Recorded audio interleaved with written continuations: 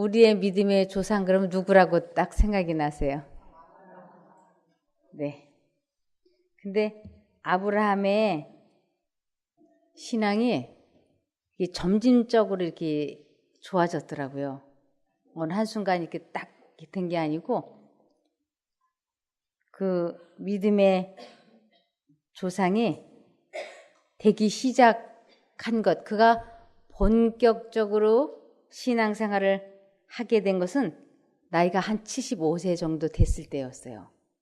그가 믿음에 이제 하나님께서 막 이끄실 때 따라가기 시작한 것이 약 75세 정도 되었을 텐데, 창세기 12장 1절에서 2절 한글 킹으로 봐주세요. 한글 킹. 12장 1절. 여기 보면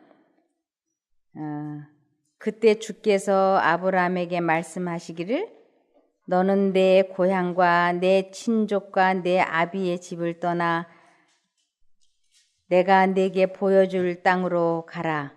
내가 너로 큰 민족을 이루게 할 것이며 네게 복을 주고 내 이름을 위대하게 하리니 너는 복이 되리라. 창세기 12장 4절을 보시면 그래서 아브라함은 여호와께서 지시하신 대로 롯과 함께 하란을 떠나는데 그때 그의 나이는 75세였습니다. 그래서 아브라함의 신앙생활에 처음 나타내는 것은 무엇을 의미하느냐면 떠나는 일부터 시작이 됐어요. 자기 친척 본토 아비 집을 떠나면서 이제 내가 네게 보여줄 땅으로 가라고 하는 것은 이제 하나님께서 이끄시는 대로 순종의 삶을 살면서 한 발자국 두 발자국 나아가는 것으로 아브라함의 생애는 이제 시작이 됩니다. 그러면서 이 75세 때에 창세기 15장 4절과 5절을 보시면 여호와의 말씀이 그에게 임하여 가라사대 그 사람은 너의 후사가 아니라 내 몸에서 날짜가 내 후사가 되리라 하시고 그를 이끌고 밖으로 나가 가라사대 하늘을 우러러 무뼈를 셀 수 있나 보라. 또 그에게 이르시되 내 자손이 이와 같으리라. 아브라함에게 하나님께서는 내 몸에서 자식이 날 거라고 말씀을 하셨어요. 그런데 아브라함은 오랫동안 기다렸지만 자기에게 자식이 없자 자기 집에서 종으로 길리운 자가 자기의 후사가 될 거라고 생각을 했어요. 그런데 하나님께서는 내 몸에서 날짜가 너의 후사가 된다고 말씀을 하시니까 예나 지금이나 남자는 자식을 낳을 수 있고 여자가 자식을 낳지 못하면 후처를 들여서 대를 이어가지 않습니까? 그때 당시도 그렇게 돼 있었어요. 그때 당시도. 그래서 사라가 자기 몸종 중에서 아주 총명하고 자기 입안의 혀처럼 말을 잘 듣는 아주 젊은 여종을 취해서 자기 남편과 이렇게 결혼을 하기를 남편에게 건의했을 때 남편이 거절했습니다. 그러나 사라는 강권했어요.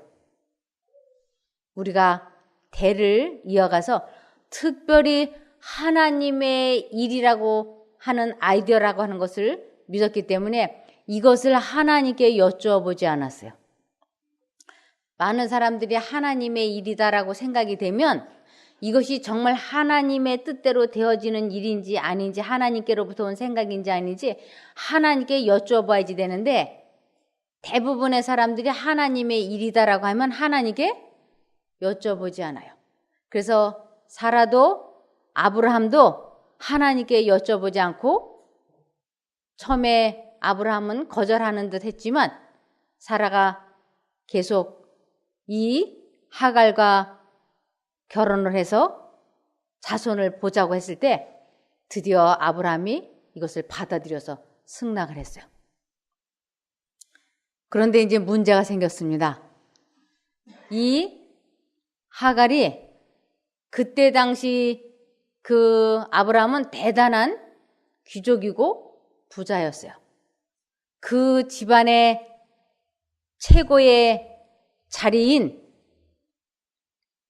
첩의 자리를 들어가면서 하갈이 아주 우쭐해지고 더군다나 임신을 하게 되자 마음이 대단히 교만해져서 이 자기의 여주인을 멸시하게 이르렀어요. 그때서야 사라가 내가 실수했구나. 이 생각은 하나님께로부터 온 생각이 아니었구나 하는 것을 깨달았지만 이미 하갈은 임신을 했고 특별히 자기 남편의 마음이 하갈에게 깊이 연관되리라고는 생각을 안 했었어요. 왜냐하면 아브라함과 사라는 아주 금실이 좋은 관계였기 때문에 이 여자 첩이 아이를 낳으면 첩은 첩으로서의 종으로서의 위치를 유지하고 남편은 본래 자기와 관계가 좋았던 그 관계를 유지할 거라고 믿어 의심치 않았던 것이에요. 그런데 하갈은 아브라함이 자기를 깊이 사랑하는 것을 알았고 또 자기가 임신을 하게 되자 이 자기의 주인을 멸시하게 됐어요. 그래서 이 아브라함이 공공연하게 어떤 범죄를 저지른 결과가 되었느냐면 간음죄를 징계 돼 버렸어요. 그래서 사라가 자기 남편에게 회개해 줄 것을 남편에게 요구했어요. 회개라고 하는 거는 하나님의 뜻대로 살지 않던 사람이 하나님의 뜻대로 돌이키는 것을 회개라 그러죠.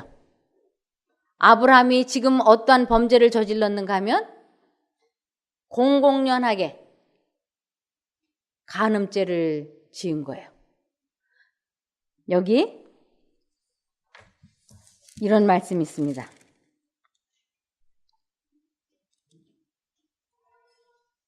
아브라함은 아들을 주시리라는 약속을 의심 없이 받아들였으나 하나님께서 그 정하신 시간과 방법대로 당신의 말씀을 성취시키시도록 기다리지 않았다.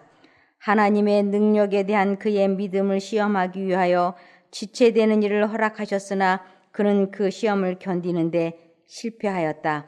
사라는 자신이 나이 많아 자녀를 갖는 것은 불가능하다고 생각하여 하나님의 목적이 성취될지도 모를 방법으로서 자신의 여종들 가운데 한 사람을 아브라함이 취하여 첩으로 맞이해야 한다고 제의하였다.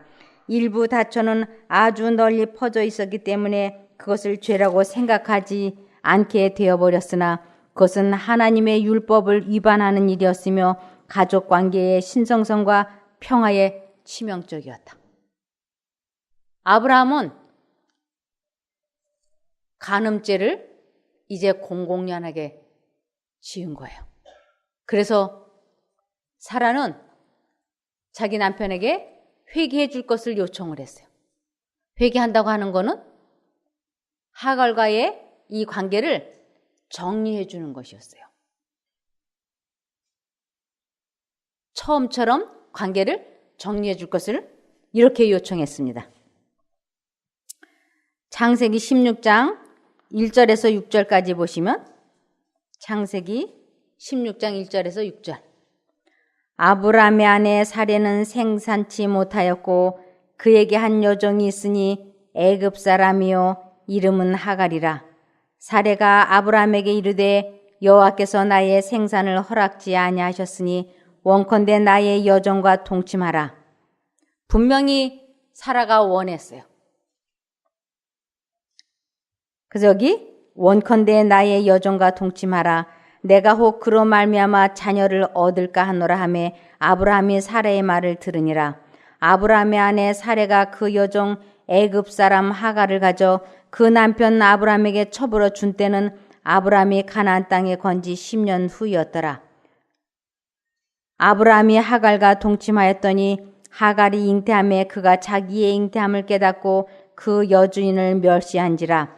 사레가 아브라함에게 이르되 나의 받는 욕은 당신이 받아야 옳도다. 내가 나의 여종을 당신의 품에 두었거늘 그가 자기의 잉태함을 깨닫고 나를 멸시하니 당신과 나 사이에 여호와께서 판단하시기를 원하노라. 아브라함이 사라에게 이르되 그대의 여종은 그대의 수중에 있으니 그대의 눈에 좋은 대로 그에게 행하라 하며 사레가 하갈을 학대했더니 하갈이 사레 앞에서 도망하였더라. 당신과 나 사이를 여호와께서 판단하시기를 원하노라. 이것은 최고의 경고의 말이에요. 하나님이 당신과 나 사이를 심판하시기를 원하노라. 이 말은 사레가 자기 남편에게 회개해 줄 것을, 관계를 정리해 줄 것을 강력하게 요구한 것이었어요. 아브라함은 이때부터 아주 공공연하게 간음죄를 범하게 된 것입니다. 그때가 몇 살이냐면 창세기 16장 15절에서 16절을 보시면 하갈이 아브라함의 아들을 낳음에 아브라함이 하갈에 낳은 그 아들을 이름하여 이스마엘이라 하였더라. 하갈이 아브라함에게 이스마엘을 낳을 때에 아브라함이 86세이었더라. 75세에 하란을 떠나서 자기 친족을 떠나서 그가 하나님의 이끄심대로 시작된 신앙생활이, 본격적으로 시작된 신앙생활이 75세에 아들을 주시겠다고 약속하신 하나님의 약속을 지키지 못해서 인간적인 방법으로 하갈을 취했고, 그리고 75세가 지나서 76세 때에 아브라함은 그 보편적인 일반 사람들과 같은 간음죄를 범했던 것이에요. 그래서 아브라함의 신앙은 이와 비슷한 신앙생활을 하게 됐어요. 어떻게 비슷했냐면, 그 장로님 참 사람이 좋아. 그런데 그 장로님은 성질이 급해. 이렇게. 그래서 언제나 뭔가 하나는 걸려있는 분. 그 집사님 참 사람 나무랄 데 없이 좋아. 그런데 말이 많아. 이렇게. 그 집사님 참 사람 헌신봉사하고 신앙생활 참 잘해. 그런데 거짓말을 잘해. 이렇게. 그러면 이 한 가지씩 어떻게 될까요? 반드시 뽑아야 하는 가시가 그에게 있다고 하는 것이 우리 공공연하게 알고 있지 않습니까? 그 장로님 참 훌륭하셔. 그런데 말이 너무 많아. 그 장로님 참 훌륭하고 좋아. 그런데 화를 잘 내. 이러면 뭐예요? 그에게서 꼭 뽑아줘야 되는 뭐가 있다는 얘기예요? 가시가 있다는 것이에요. 아브라함이 딱 그런 사람이었어요. 아주 부한 사람이었고 주변에서 존경을 받고, 그는 이 집에서 거느리는 사람이 식구들이 1000명이나 되었어요. 아주 그 동네에서 아주 큰 거부였어요. 그리고 신앙생활을 아주 잘했어요. 너무너무 신앙생활을 잘했어요. 주변에서 뭐라고 얘기했을까요? 아브라함 저 선지자 참 나무랄 데 없이 좋은 사람이야. 그런데 간음하고 있어. 모든 사람들이 이렇게 알고 있는 거예요. 왜냐하면 이스마엘과 하갈이 그 집에서 살고 있기 때문에. 그러면 하나님과 아브라함이 온전한 연합이 되었을까요? 그러면서도 신앙생활은 점점 잘 되어갔어요. 나름대로 쭉. 그런데 그러면서도 신앙생활은 아주 잘했고, 그러면서 그의 품성은 점점 하나님을 닮아가기 시작했어요. 그래서 이 품성이 거듭나는 체험을 할 때 하나님께서는 내 자식이라고 하는 그 표로 이름을 지어줘요. 그래서 아브라함과 사레는 이름을 하나님께서 바꿔주시는 그 은혜를 입었어요. 그가 몇 살 때냐면 창세기 17장 1절에서 5절을 보시면, 창세기 17장 1절에서 5절. 아브람의 99세 때에 여호와께서 아브람에게 나타나서 그에게 이르시되 나는 전능한 하나님이라 너는 내 앞에서 행하여 완전하라. 아브람에게 내 앞에서 행하여 완전하라 그러는데, 이것을 쉬운 성경에서 보면 이렇게 되어 있습니다. 쉬운 성경에서 보면 아브람이 99살이 되었을 때에 여호와께서 아브람에게 나타나셔서 말씀하셨습니다. 나는 전능한 하나님이다. 내 말에 복종하며 올바르게 살아라. 하나님의 뜻에 순종하며 올바르게 사는 것을 완전히 행하라고 하는데, 그는 지금 무언가 부족한 사람이었어요.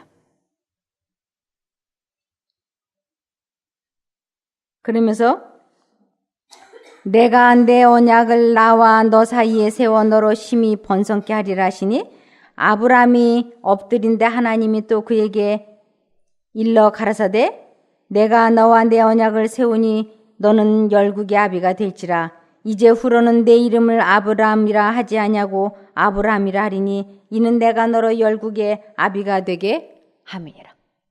그래서 하나님의 능력으로 품성이 바뀌면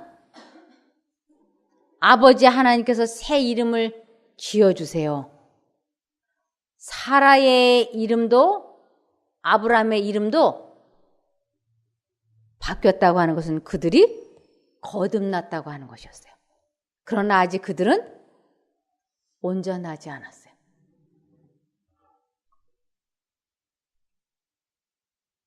여기 계시록 2장 17절을 보시겠습니다. 계시록 2장 17절. 귀 있는 자는 성령이 교회들에게 하시는 말씀을 들을지어다.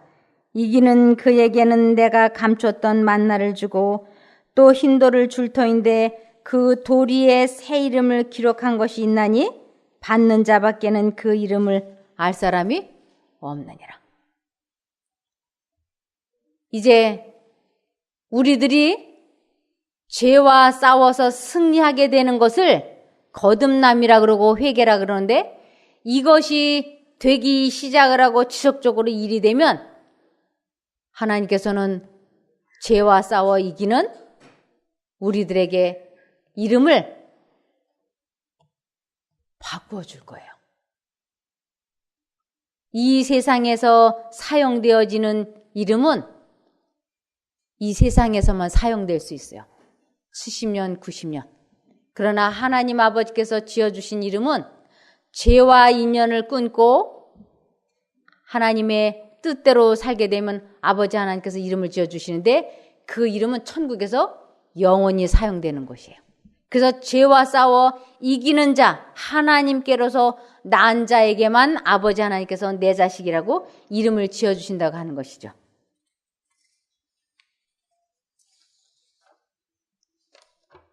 여기 사람의 방법대로 하나님의 일은 성취되는 것이 아니고 하나님의 일은 하나님의 방법과 하나님의 뜻대로 되어진다고 하는 것을 사라가 90살 때 아기를 낳음으로 인해서 하나님의 뜻대로 되어지는 것을 아브라함도 사라도 경험하게 되었어요. 여기 창세기 21장 5절을 보시면 창세기 21장 5절. 아브라함이 그 아들 이삭을 낳을 때에 몇 세라고요? 100세예요. 그러면 이스마엘을 낳고 14년이 지났어요. 근데 이 14년 동안 아브라함은 하나님과 온전한 연합을 했을까요?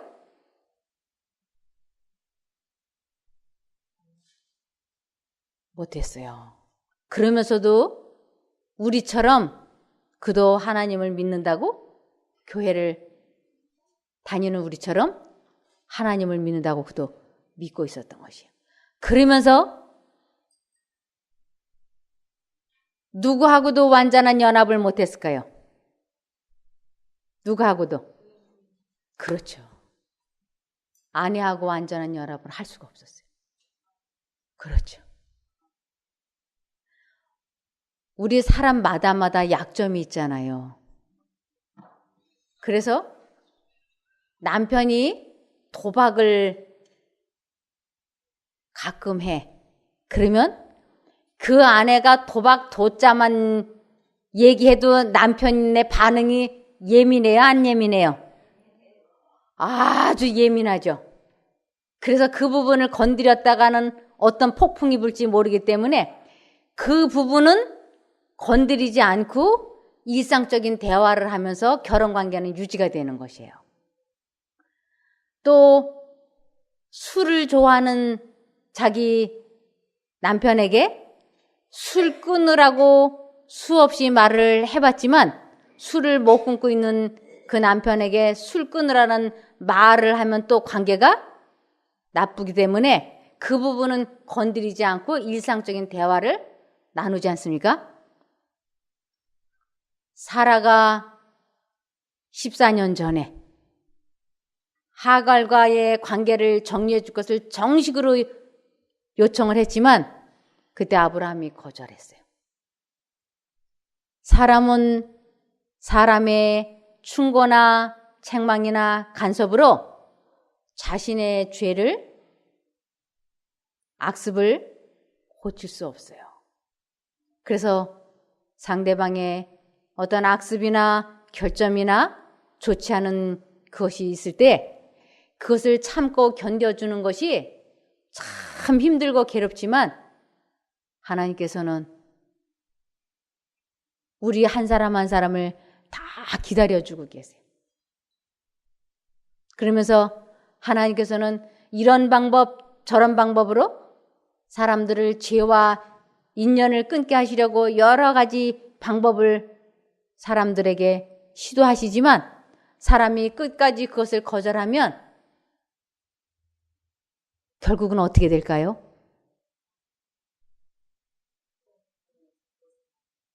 네. 그래서 죄악을 품으면 주께서 그의 기도를 듣지 않으신다고 하는 것은 우리가 천국에 마지막 못 들어가는 그것도 포함이 되어 있어요. 그러니까 사라와 아브라함은 공식적인 부부관계를 유지하고 있지만 서로는 완전한 연합을 못하고 있는 거예요. 아브라함과 사라의 그 깊은 신앙, 그 거듭남을 체험하면서 깊이 하나님을 알고 있었지만 두 사람의 관계는 언제나 뭐가 가로막고 있었냐면 하갈과 이스마엘이라고 하는 가시가 서로를 아프게 하는 것이었어요. 그래서 한 사람이 가시, 죄를 품고 있으면 그 가시는 자기만 찌르는 것이 아니고 주변 사람까지 같이 괴롭힌다고 하는 것이에요. 그 부분을 이렇게 말씀하고 있습니다. 그것은 하나님의 율법을 위반하는 일이었으며 가족관계의 신성성과 평화에 치명적이었다. 아브라함과 하갈과의 결혼은 그의 가정뿐 아니라 후대에까지 나쁜 결과를 빚어내었다.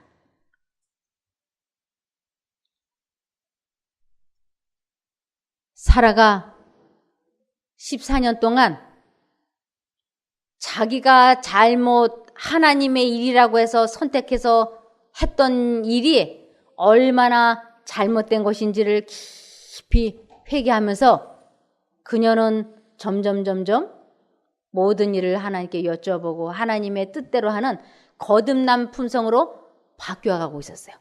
그러나 남편과 사라는 온전한 연합을 할 수가 없었어요. 이 두 사람 사이에 아브라함이 뭘 가지고 있기 때문에 가시, 그것도 왕가시. 이 왕가시를 가지고 있기 때문에 이 두 사람은 분명히 부부이지만 연합을 할 수가 없었어요. 그리고 아브라함도 신앙생활을 아주 잘했지만 하나님과 온전한 연합은 되지 않고 있었어요. 왜냐하면 이사야 59장 2절을 보시면 이사야 59장 2절에 보면 오직 너희 죄악이 너희와 너희 하나님 사이를 내었고 너희 죄가 그 얼굴을 가리워서 너희를 듣지 않으시게 하미니. 아브라함은 그 성령께서 그 긴 세월 이 가시를 이렇게 건드리는 것을 많이 느꼈어요. 문득문득 성령께서 때로는 사라의 입을 통해서 때로는 그 성령께서 마음에 직접적으로 역사하셔서 이 문제를 해결해야 돼 이렇게 우리 한 사람 한 사람에게 하나님께서는 다 역사하세요. 그러나 내가 하나님의 그 음성을 받아들이고 하나님의 도우심으로 이 왕가시를 뽑아내려고 하지 않는다면 하나님께서는 억지로 그 가시를 뽑아주시지는 않는다고 하는 것이에요. 그리고 내가 그 왕가시, 죄악적인 생각을 품었다고 해서 우리 하나님께서 나를 싫어서 버리거나 떠나가시지 않는다고 하는 것이에요. 하나님은 내가 죄를 지을 때 하나님을 외면할 때 그분은 내 곁에 서서 기다려주세요. 그러면서 그분은 포기하지 않으시고 계속 기다리시는 것이에요. 아브라함에게도 하갈과 이스마엘이라고 하는 이 간음죄라고 하는 왕가시가 있는 거예요.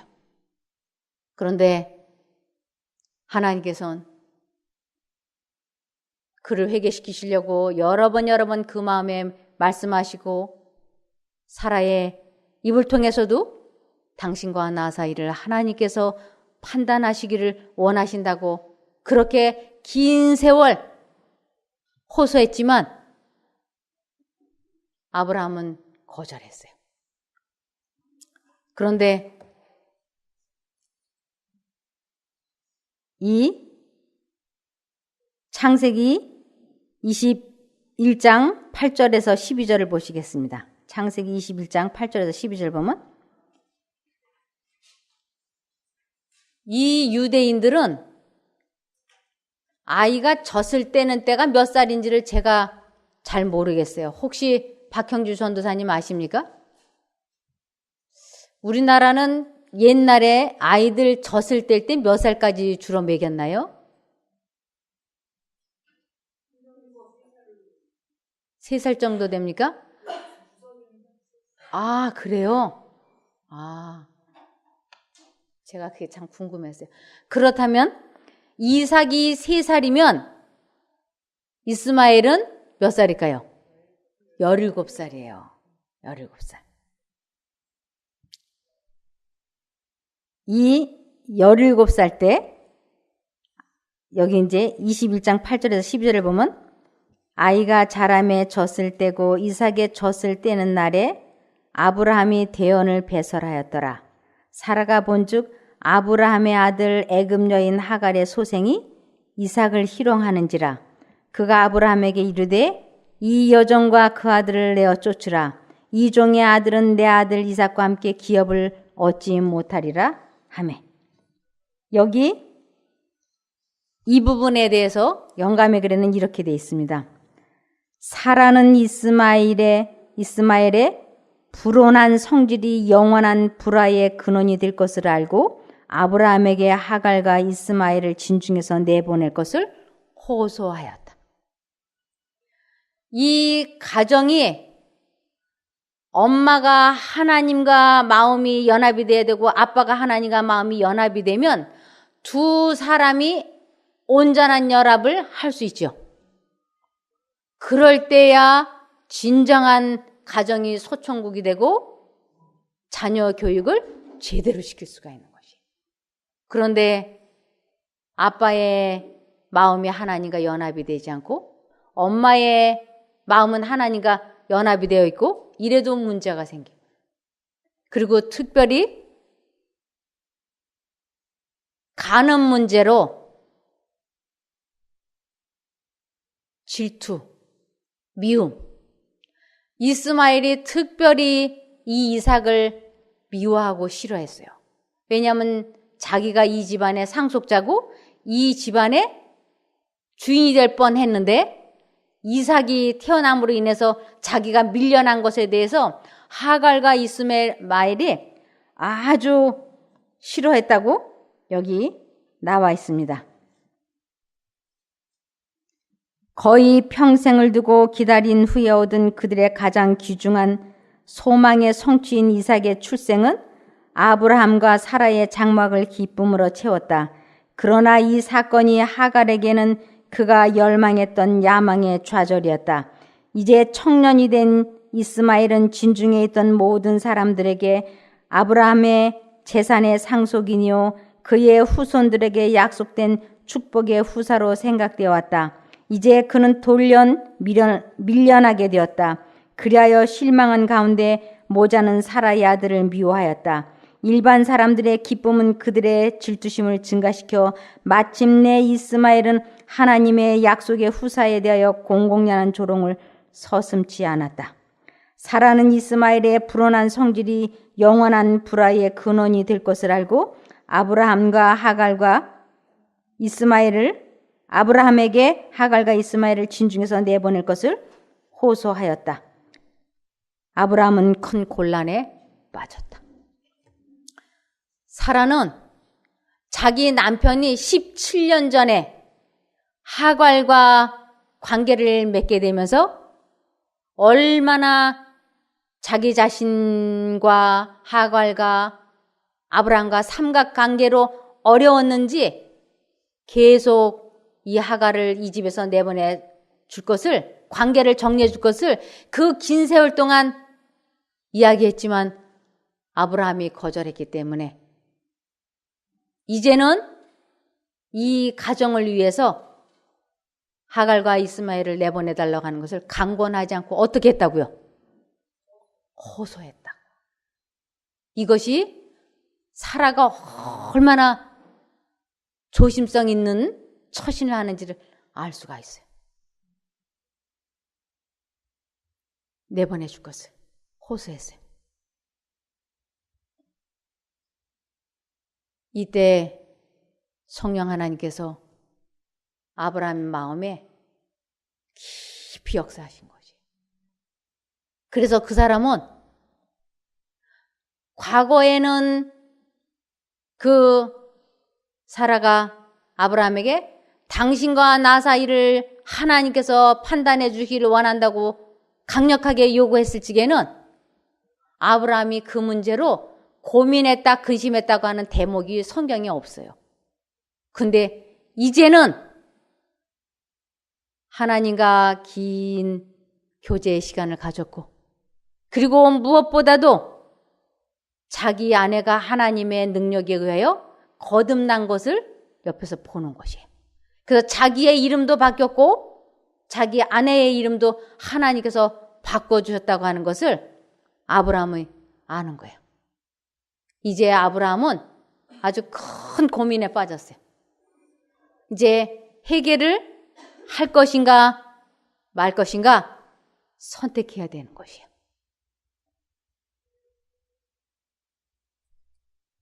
어떻게 해야 될까요? 회개를 할 것인가 말 것인가.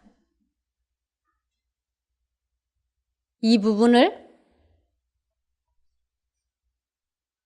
성경에서는 이렇게 설명하고 있습니다. 마태복음 5장 29절에서 30절 한글 킹. 마태복음 5장 29절에서 30절.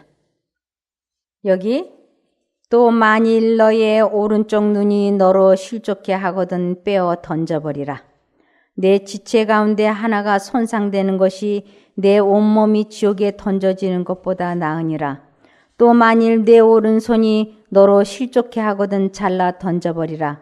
내 지체 가운데 하나가 손상되는 것이 내 온몸이 지옥에 던져지는 것보다 나으니라. 아브라함에게 있어서 사라와 하갈은 이 사람에게는 두 눈과 같이 소중한 거예요. 두 눈같이. 하나는 사라를 상징하는 것이고 하나는 하갈을 상징하는 것이에요. 이 두 눈을 다 가지고 천국에 갈 수 있을까요? 두 눈을 다 가지고 천국 못 가요. 하나는 빼야 돼요.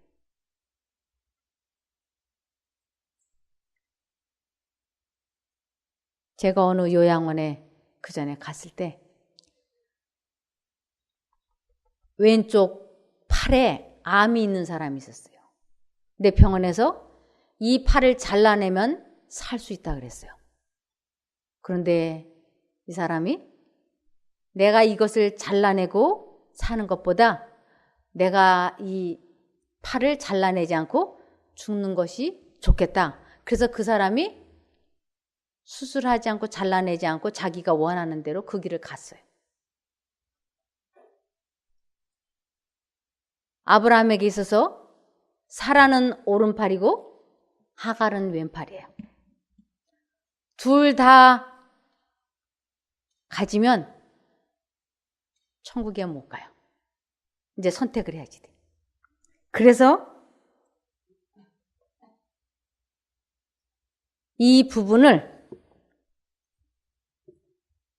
이렇게 말씀하고 있습니다. 아직도 극진히 사랑하는 그의 아들 이스마엘을 그가 어떻게 내보낼 수 있을 것인가? 그는 근심 가운데 하나님의 인도를 간구하였다. 주께서는 한 거룩한 천사를 통하여 사라의 소원을 허락하도록 그에게 지시하셨다.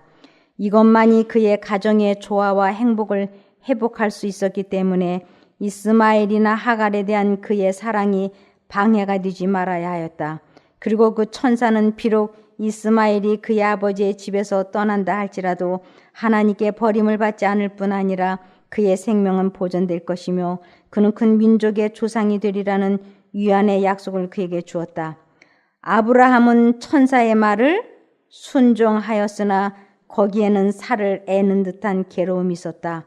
그가 하갈과 자신의 아들을 내보낼 때 아버지로서의 그의 마음은 말할 수 없는 슬픔에 짓눌렸다. 여기에서 아브라함의 위대함이 나타났어요. 사람으로서는 절대로 할 수 없는 회개였어요. 그의 집에서 하갈과 이스마엘을 내보낸다고 하는 것은 이 가정도 의미하는 것이었지만 아브라함의 마음속에서 먼저 하갈과 이스마엘을 내보내야지 되는 것이었어요. 그것이 몸에서 마음에서 되고 난 다음에 그는 행동으로 옮길 수가 있었던 것이에요. 아, 하갈과 이스마엘을 내보내야 돼 하고 생각만 하고 그들을 계속 끌어안고 있다면 영적인 부흥은 일어났지만 영적 개혁은 일어나지 않는 것이에요. 근데 아브라함은 오른쪽 눈을 빼버리는 그러한 각오와 왼팔을 잘라내는 것 같은 그러한 고통을 각오하고 그의 마음속에서 하갈과 이스마엘을 내보냈던 것이에요. 이것은 모든 사람들에게 있어서 아주 모범이 되게 하기 위하여 하나님께서 회개하도록 촉구하셨던 것입니다. 결혼 관계의 신성함에 관하여 아브라함에게 주어진 교훈은 각 시대를 통하여 교훈이 되어야 하였다. 그것은 결혼 관계의 권리와 행복은 비록 큰 희생을 치르더라도 신중하게 보호되어야 한다고 선언한다. 그래서 아브라함은 아주 공공연하게 17년 동안 누려왔던 그 간음죄, 그것을 해결해야만 했던 것입니다. 이것을 그가 해결하지 않는다면 그는 하나님과 완전한 연합을 할 수 없고, 하나님과 마음이 연합이 되지 않으면 자기 아내와도 온전한 연합이 불가능하다고 하는 것을 그는 이제 이것을 알았어요. 그렇기 때문에 이것을 행동으로 옮겨야 되는 것이었어요.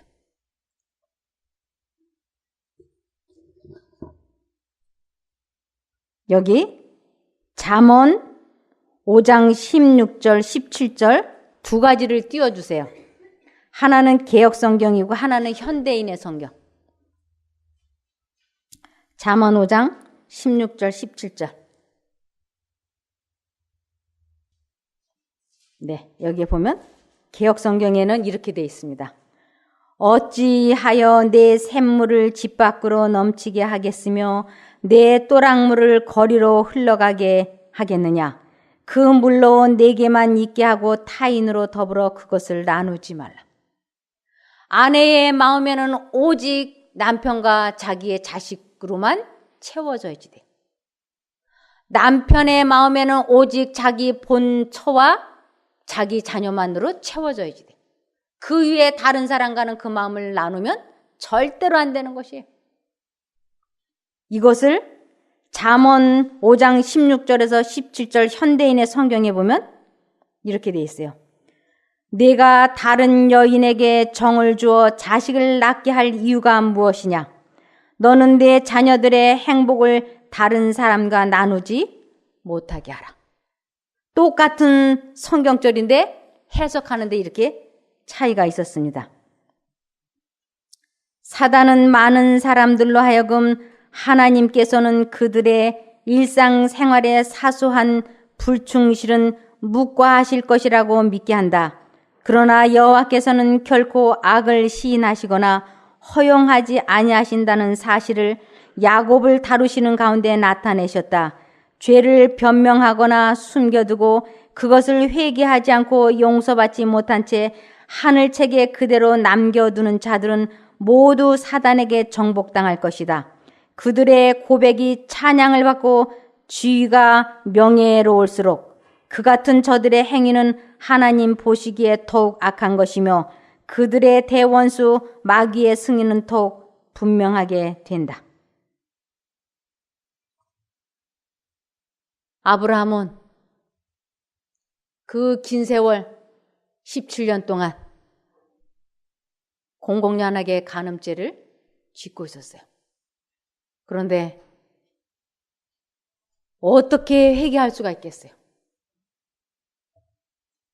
자기에게는 처다들이고 그 처다들의 어미인 하갈과의 관계를 어떻게 정리할 수가 있겠어요?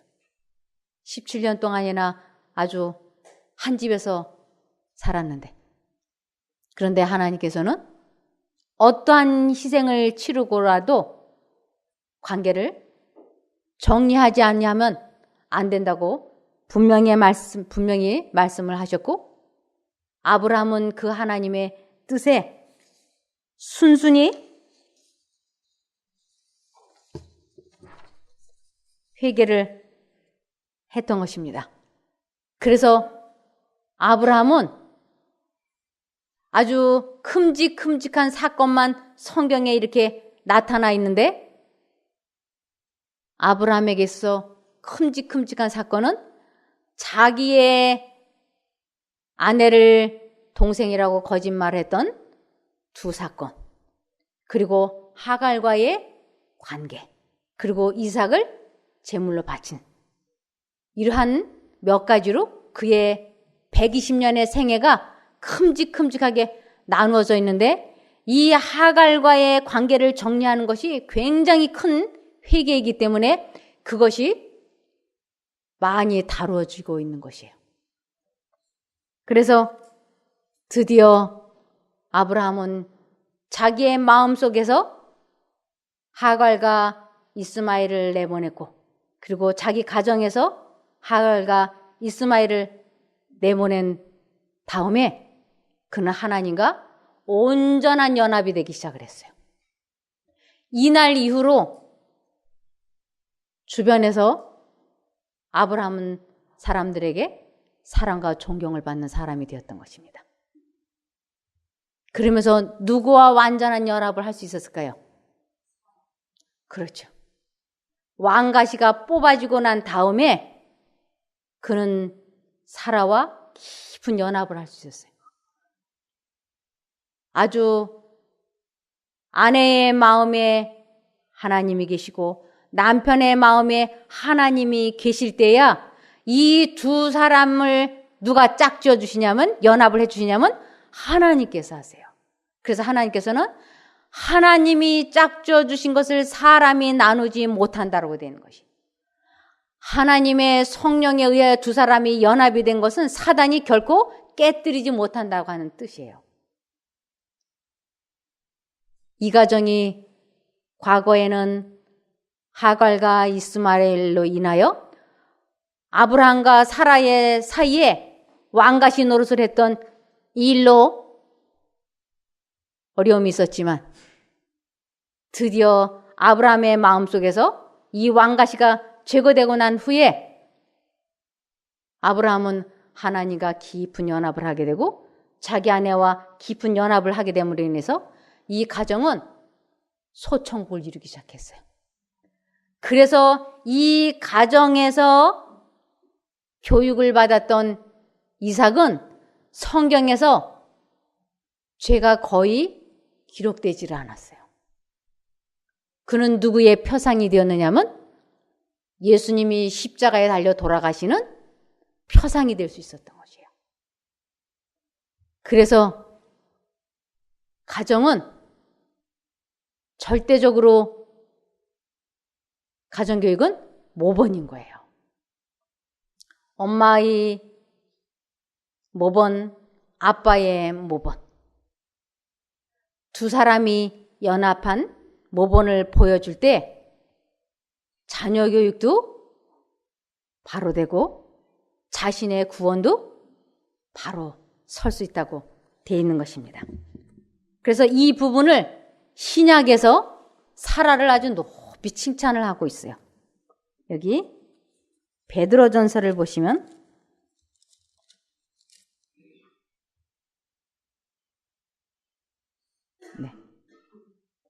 베드로전서 3장 3절부터 보시겠습니다. 베드로전서 3장 3절부터 보면, 너희 단장은 머리를 꾸미고 금을 차고 아름다운 옷을 입는 외모로 하지 말고 오직 마음에 숨은 사람을 온유하고 안정한 심령에 썩지 아니할 것으로 하라. 이는 하나님 앞에 값진 것이니라. 외모를 꾸미고 이러한 것에다 관심을 쏟지 말고 이 품성이 예수님의 품성으로 변화되는 것에다가 인생의 목표를 걸으라고 하는 것이에요. 그러면서 5절에 전에 하나님께 소망을 두었던 거룩한 부녀들도 이와 같이 자기 남편에게 순복함으로 자기를 단장하였나니. 자기 남편에게 순복했다고 하는 것은 주 안에서 하나님과 연합을 해서 자기 남편과 온전한 연합을 하는 것을 남편에게 순복했다 그러는데, 특별히 그 여자를 누구로 지칭하느냐면 6절에 사라가 아브라함을 주라 칭하여 복종한 것 같이 너희가 선을 행하고 아무 두려운 일에도 놀라지 아니함으로 그의 딸이 되었느니라. 그래서 사라의 마음속에 하나님이 임재하시고 아브라함의 마음속에 하나님이 임재하셔서 온전한 연합을 이루었기 때문에 이 부부를 믿음의 조상이라 그러고 이 부부를 구원받은 사람으로 성경에서는 말씀하고 있는 것입니다. 그래서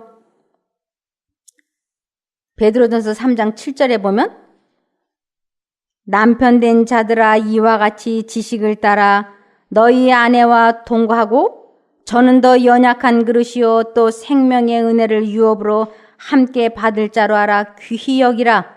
이는 너희 기도가 막히지 아니하게 하려 함이라. 화입 부인이 초기 문집에 무슨 말씀을 하셨는가 하면 아주 많은 사람이 구원받을 뻔하다 말았다고 이렇게 나와요. 많은 사람들이 구원받을 뻔했다고. 그러면서 천국 문 앞에서 굴러 떨어지는 사람을 많이 보았다고 돼 있어요. 아니 아예 올라가는 중간에서 좀 우수수 떨어지면 들어오라잖아요. 아예 서울대학교 들어갈 형편이 실력이 안 돼가지고 아예 시험을 안 본다든지 아니면 본인이 이 정도 갖고는 서울대학을 가겠어. 그리고 일찌감치 포기를 하면 좋은데 아주 서울대학에 합격할 뻔 1점 차이로 떨어지면 그 원통함이 얼마나 하겠어요. 그 원통함이. 근데 화이부인이 보니까 그런 사람이 많이 있다는 것이에요. 그러니까 신앙생활을 꾸준히 잘해오면서 마지막에 뭐가 걸렸을까요? 하나님께서 꾸준히 그 가시를 뽑아내야 돼 하고 기회를 주시고 말씀을 하셨는데도 끝끝내 거절을 하면 어쩔 수 없다고 하나님께서 그러셨어요. 이것을 뭐라고 말씀하셨냐면 입에 쓴 잔이 올 거라 그랬어요. 쓴 잔. 이것을 꼭 해결해야 되는 쓴 잔이 입에 하나님께서 갖다 대주실 텐데 이 쓴 잔을 꿀꺽 마시고 행동을 바꿔야지 되는데 해결해야 되는데 쓴 잔이 올 때마다 대부분의 사람들이 어떻게 하냐면 살짝 피한다 그랬어요. 그러면 이쪽으로 피하면 우리를 포기하실 수 없으신 하나님께서 다시 쓴 잔을 갖다 대주고 그럼 또 피하면 또 시간이 지나면 다시 갖다 대주시고 그런데 끝끝내 거절하면 하나님께서 내가 죄악을 품기를 소원하면 어쩔 수 없다. 내가 원하는 대로 되라. 이렇게 해주신다고요. 그러므로 하나님께서는 우리 모두를 절대로 싫어서 버리거나 우리를 떠나지 아니하세요. 많은 사람들이 이런 얘기를 하죠. 하나님을 믿습니까? 믿으면 믿는다고 대답하면 당신을 총으로 쏠 거예요. 안 믿는다고 하면 살려줄 거예요. 그러면 많은 사람들이 난 그러면 절대로 죽으면 죽었지 부인하지 않는다. 이렇게들 대답을 해요. 이런 거는 평생에 있을지 없을지 하는 일이야. 그죠? 이건 평생 있을지 말지. 하나님을 부인한다고 하는 것은 우리의 언행이 하나님을 믿는다고 하면서 하나님의 품성을 드러내지 않는 것을 사람과 하나님 앞에 하나님을 부인하는 행동이라고 나와 있는 것이에요. 그래서 하나님을 믿는다고 하면서 하나님의 품성이 아닌 다른 것을 나타내는 것을 누가복음 12장 9절에 이렇게 말씀하셨습니다. 누가복음 12장 9절.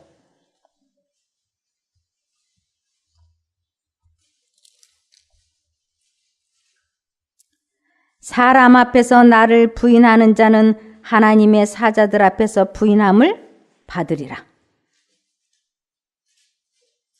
우리들의 언행이 예수님의 품성을 온전히 드러내지 않는다면 우리는 사실은 하나님을 부인하는 것이라고 하는 것이에요. 아브라함이 우리의 믿음의 조상이 될 수 있었던 그 모본은 그가 아무리 오래 끊기 싫어서 해결하고 싶지 않았지만 그가 하나님의 뜻에 온전히 순종을 해서 자기의 그 죄를 해결하고 하나님과 다시 온전히 연합하는 그 모본을 우리들에게 보여주었기 때문에 그는 믿음의 조상이 될 수 있었던 것이에요. 그가 만일 하갈과 이스마엘을 자기 마음에서도 내보내지 않고 그리고 자기 집에서도 끝끝내 내어보내지 않았더라면 사람만 구원받았을 거예요. 근데 아브라함이 깊은 회개를 했기 때문에 자기 아내와 함께 구원을 이루었던 것입니다. 우리 모두에게 하나님의 성령께서 말씀해 주실 때 아브라함처럼 되기를 기원하며 말씀을 마치겠습니다. 하늘에 계신 저희들의 아버지 하나님, 우리들의 믿음의 조상인 아브라함과 사라에 대해서 강의를 들었습니다. 하나님, 저희들도 하나님을 믿는다고 긴 세월 보내고 하나님께 마음과 정신을 고정시키고 살아왔습니다. 그러나 하나님께서 저희를 보실 때 저희들에게 혹여라도 뽑아지지 않은 가시가 있다면 주님께서 깨우쳐 주시고 뽑아버릴 수 있도록 도와주시옵소서. 하나님과 우리 사이에 죄가 가로막지 못하게 깨우쳐 주시고 사람과 사람과의 관계에서도 연합하지 못하는 그 무엇이 있다면 하나님 그 가시들을 뽑을 수 있도록 도와주시옵소서. 저희는 꼭 천국에 입성하기를 소원합니다. 천국 문턱에서 굴러 떨어지는 일이 없도록 저희들에게 아직 기회가 있을 때, 아직 시간이 남아 있을 때 회개할 수 있도록 도와주시기를 예수님 이름으로 기도드리옵나이다. 아멘.